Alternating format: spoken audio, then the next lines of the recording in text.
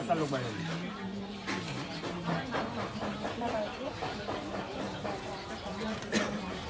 মেখলিগঞ্জের বিশিষ্ট হোমিওপ্যাথি চিকিৎসক ডাক্তার বাবলু বর্মনের কাছে চিকিৎসার জন্য আসলেন রাজ্যসভার সাংসদ অনন্ত মহারাজ। বুধবার মেখলিগঞ্জ আসেন তিনি। দীর্ঘক্ষণ হোমিওপ্যাথি চিকিৎসক ডাক্তার বাবলু বর্মনের সাথে কথা বলেন। এরপর ঔষধ নিয়ে ফিরে যান।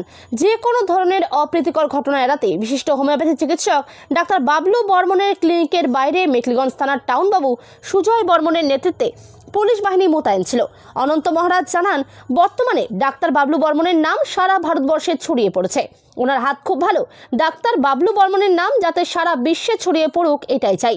হোমিওপ্যাথি চিকিৎসায় একের পর এক সাফল্যের মাইল ফলক ছুঁয়েছেন মেখলিগঞ্জের বিশিষ্ট হোমিওপ্যাথি চিকিৎসক ডাক্তার বাবলু বর্মন। একটা সময় ছিল যখন কোচবিহার জেলার প্রান্তিক শহর মেখলিগঞ্জ থেকে রোগীরা চিকিৎসার জন্য ছুটে যেত জলপাইগুড়ি, শিলিগুড়ি থেকে কোচবিহার। বর্তমানে বিশিষ্ট হোমিওপ্যাথি চিকিৎসক ডাক্তার বাবলু বর্মনের চিকিৎসা ও হাত যশে রাজ্যের বিভিন্ন জায়গার পাশাপাশি প্রতিবেশী রাজ্য বিহার, আসাম থেকে শুরু করে মহারাষ্ট্র থেকেও রোগীরা মেখলিগঞ্জে ছুটে আসছেন। এই বিষয়ে কি বললেন মেখলিগঞ্জের বিশিষ্ট হোমিওপ্যাথি চিকিৎসক ডাক্তার বাবলু বর্মন ও অনন্ত মহারাজ, আসুন শুনে নেওয়া যাক। এই আমার বর্মন বাবুর সাথে দেখা করে আসছি।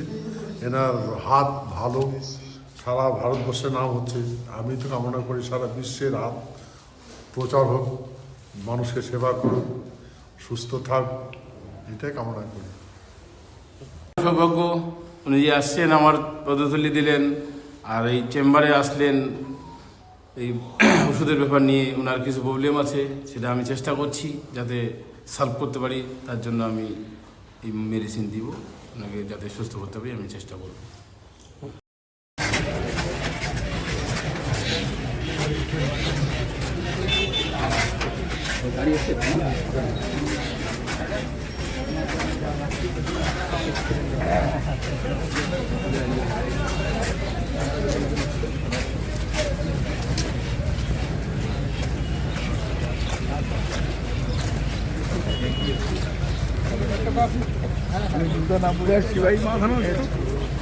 নিলাম ভাই, যেটু এসে বললো যেটু সেও তাহলে দাঁড়াবে, জায়গায় তুমি দাঁড়াবে, যাবো না জায়গায়, ঠিক আছে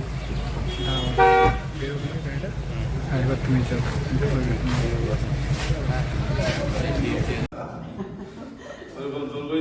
আমার যা আশীর্বাদ দিয়ে দিয়েছি, মন থেকে দিচ্ছি।